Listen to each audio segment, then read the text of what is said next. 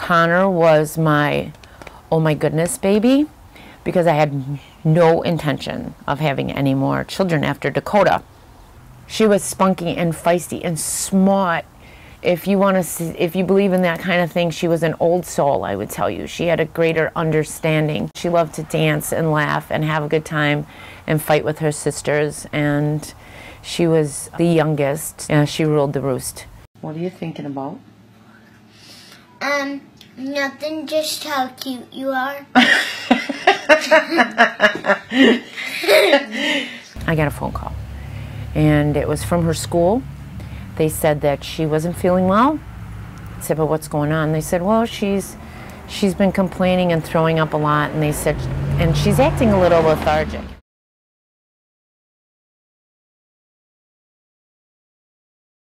We sat down at this table, and they both had their folders in front of them and started looking at their folders and not looking at me.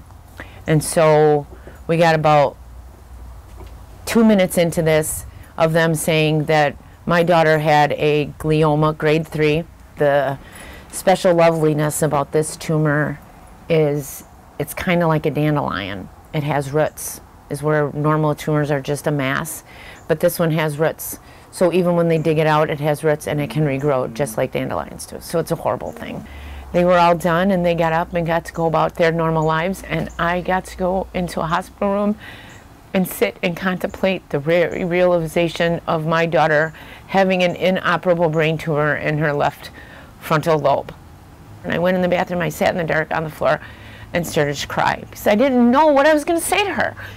What do you say to an 8-year-old that explains any of this stuff? Why, how is it happening? Why is it happening?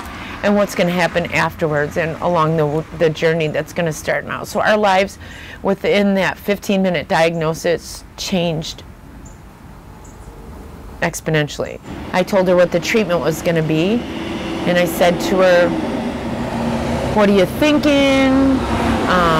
Are you okay? What's going to happen? You know, what questions do you have for me? And she goes, no, I just think it's a really good opportunity to collect some hats.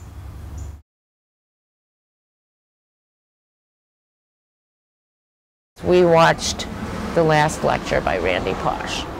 He was a professor at Carnegie Mellon, and he was diagnosed with terminal cancer, and all professors, when they leave Carnegie, they give a last lecture as their retirement thing at Carnegie Hall. So he does this whole last lecture, and it's a beautiful statement to a wonderful human being who had a great understanding of life. He was in his 40s, 2 little boys, and he knew he was going to die. And there's a long lecture here, obviously, but the gist of it is he said, you know, we always have 2 options in life. Really, there's only 2. We can live our lives as Eeyore, and we can be sorry about everything that happens in our lives. Or we can live like a Tigger, and we can, you know, be positive and bounce our way through everything. And he said, I don't know about you guys, but I want to be a Tigger.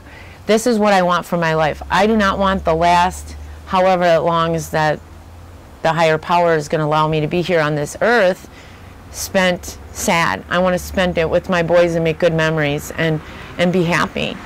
And that makes a lot of sense. You know, it doesn't matter what comes into our lives. We should always approach things that way. And I said, yeah. I said, what did you think? And she goes, well, I think we should be Tiggers. And me as her mom, I'm like, okay, yep, we need to be Tiggers. But I also wanted her to know that it was okay with all the things that were happening to her to sometimes be sad or even angry.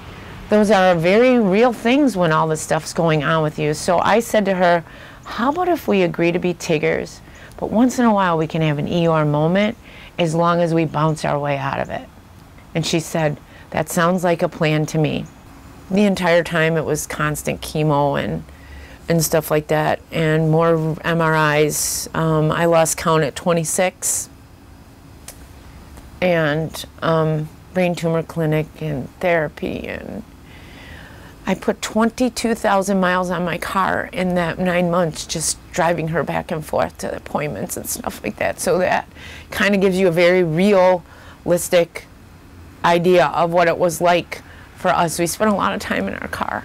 Things just got worse, and she ended up emergent up in the hospital again. And they set up this meeting, and that was the meeting that they told us that they were now moving her to a classification of terminal. I had been looking at experimental treatments and all kinds of stuff, and there was something that was down in Houston, and we made this decision as a family for me to fly her to Houston. So I took her, and we went for our first consultation, and they said they were giving her a checkup, and they said she was breathing funny. I sent her for another MRI, and in just that short period of time, the tumor had grown again. It was affecting her ability to breathe.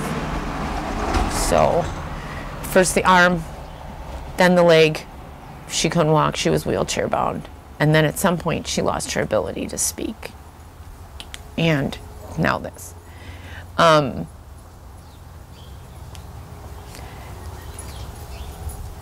This was horrible, was probably the worst. Her losing her ability to speak was pretty bad too. She couldn't tell me. We made up a little thing because she tried to talk and it just wouldn't come. So she'd stick her tongue out at me all the time to tell me that she loved me. I said, if you want to say I love you, Mom, just stick your tongue out at me. And she started laughing, and so she would stick her tongue out at me. And so I said to the doctor, I said, isn't there something you can do for her? Because she seems like she's in pain. And we'd been here for about a week now. And the doctor said, yeah, I can give her morphine, and we have stuff that dries up the lungs. And I went, well, why? Why haven't you, why wouldn't you do that by now? And so he's like, well, and he took me out into the hall. We went out into the hallway, and he said, you need to understand, if I give her morphine and the stuff that dries up the lungs, she's going to go to sleep. And I'm like, okay. He's like, no, she's going to go to sleep, and she's never going to wake up again. Oh. I put my face up to the sun, and I was crying, and I'm thinking to myself, now what do I do? What do you do with this? It was bad enough when I had to sign her DNR, like, these are not things that parents should have to do, but what do you do with this? What am I supposed to do? Do I give her the morphine? And then after a while, I, whether you believe or not, there was a little voice that came into my head and said to me, who are you doing this for? You need to think about who you're making this decision for. And so I realized that if I didn't give her the morphine and I allowed her to be in pain, that she may be awake and stuff for a few days longer, but she was also going to be in extreme amount of pain and probably really scared, and she couldn't talk to me anymore, and that was really hard. And so she couldn't say I'm scared or I'm mad, this is not right. This shouldn't be happening to me. I'm 9 years old. She couldn't say any of that stuff. So I went upstairs and I talked to the doctor, and I said, okay, you can give her the morphine. I said, but give me a half an hour before you do it. And I got up in bed and I laid next to her, and I have a picture my mom snapped of us. It's my last picture with her eyes open, and I sang to her. We had a little song that I would sing to her. Then they came and they gave her morphine, and she went to sleep and she didn't wake up. I love you, baby, and if it's quite alright, I need you, baby, to hug and snuggle tight. I need you, baby. Trust me when I say you're just too good to be true. Can't take my eyes off of you. You're just like heaven to touch. I wanna hold you so much. And when I look in your eyes, I thank God you're alive. You're just too good to be true. Can't take my eyes off of you. I said to her, it's okay. You can go. You fought well and hard. I love you with every fiber of who I am, to the moon and the stars and back again, to infinity and beyond. It's okay. I promise I am going to be okay. I will continue to be Team Tigger because I know you'll be here with me. So go, it's okay. And I hugged her and I kissed her, and she took her last breath, and I was the one who brought her into this world, and I was the one holding her when she left. So as her mother, that is a blessing. That is, I'll always be grateful for that.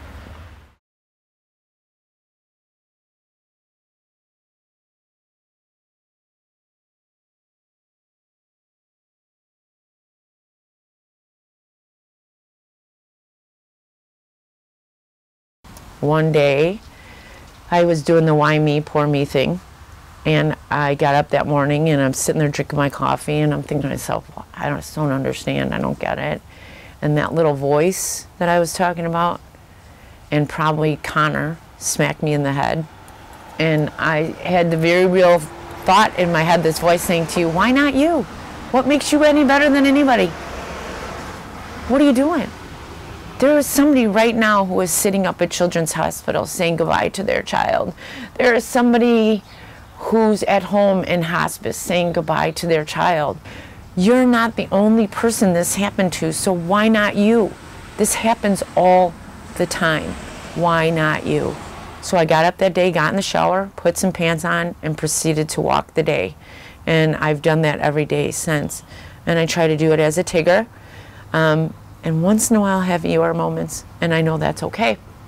We had a Caring Bridge site while she was sick, and people would just randomly send a box of cards, or she'd get a blanket or a new book or a doll or something, you know, and people just reached out and they touched our lives, people that we didn't even know. Like, to me, that was like the coolest thing.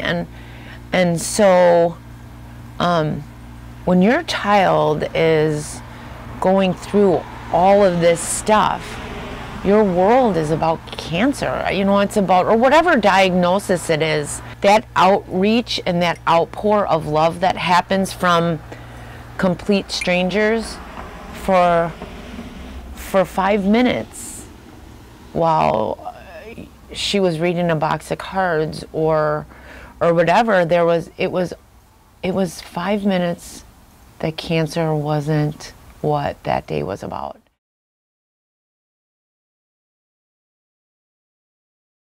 All the kits there's a whole laundry list of things that goes in them.